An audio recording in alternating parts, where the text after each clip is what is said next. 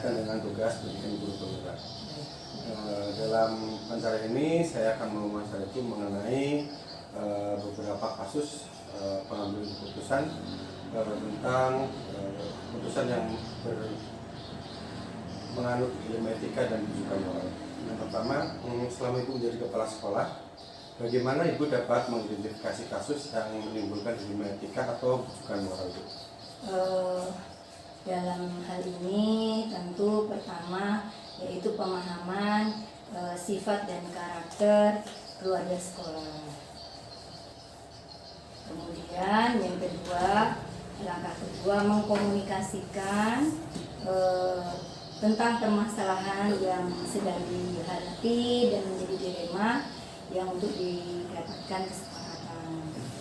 Terus yang ketiga, mengadakan musyawarah bersama untuk penentuan prioritas yang baik dan yang harus dilaksanakan lebih dulu, dan bagaimana kita menjadikan masalah itu menjadi hal kebersamaan.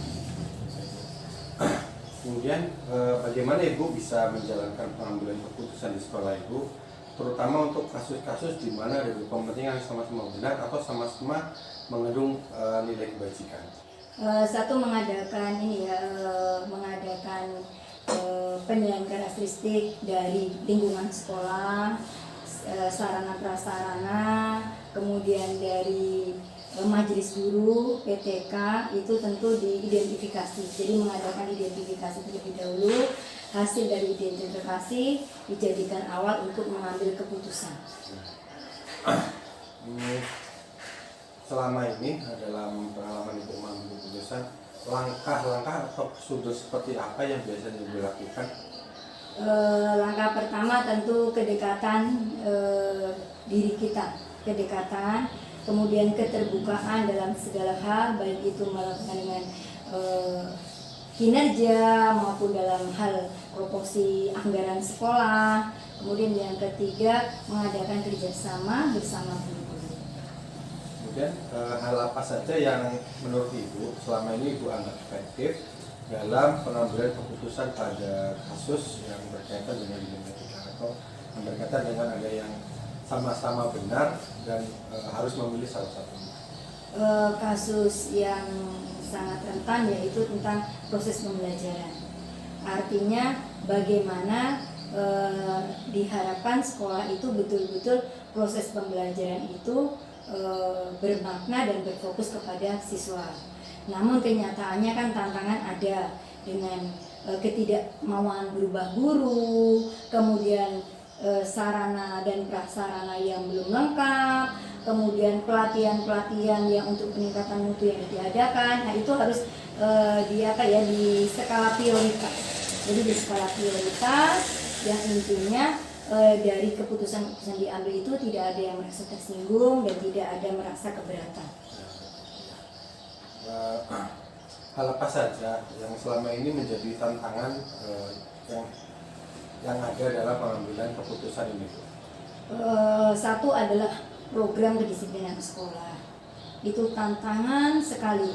Kemudian yang kedua, program merubah mindset guru supaya mengikuti perkembangan zaman sesuai dengan kurikulum kita. Yang ketiga, komunikasi yang baik tentang proses pembelajaran. Apakah Ibu memiliki jadwal tertentu untuk mengambil keputusan atau Ibu lebih sering menyelesaikan kasus itu saat itu juga gitu? Jadwal tertentu ada, artinya kita mengambil jadwal seperti hari Sabtu akhir itu adalah proses saling komunikasi dalam suatu hal mengambil keputusan, atau seperti briefing akhir pekan. Kemudian yang seketika juga ada bila kita terjadi tiba-tiba ada masalah yang itu namanya urgent yang harus segera diselesaikan tanpa menunggu jadwal. Kalau ada keadaan mendesak, Ya, itu artinya baru mendesak sekali. Kalau tidak mendesak berarti kita menunggu jadwal untuk briefing bersama. Menurut Ibu, apakah ada faktor atau orang yang membantu Ibu untuk mempermudah pengambilan keputusan ini?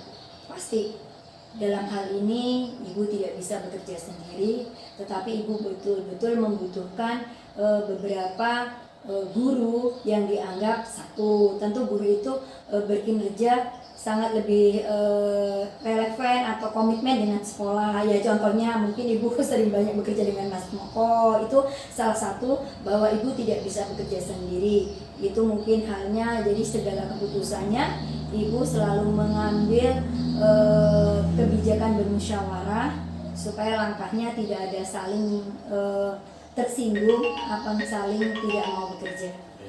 Terakhir Ibu, dari semua hal yang telah Ibu sampaikan tadi, pembelajaran atau refleksi apa yang bisa Ibu petik dari pengalaman pengambilan keputusan di Limetika selama ini? Refleksinya adalah satu, penyusunan program kerja sekolah itu akan menjadikan acuan untuk yang ke depan. Kemudian penyusunan kurikulum sekolah yang disesuaikan dengan karakteristik sekolah, sehingga ke depan semua keterlaksanaan baik itu program manajerial, mutu siswa, mutu guru, dan proses pembelajaran dapat terlaksana dengan baik. Baik Ibu, terima kasih untuk kesediaan waktunya. Demikian wawancara dari saya. Terima kasih Bu.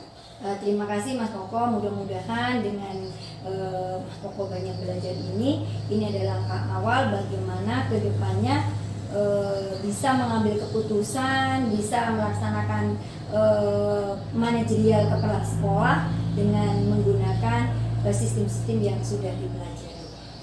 Ibu mendoakan semoga sukses sampai batas akhir pelatihan untuk berpenggerak.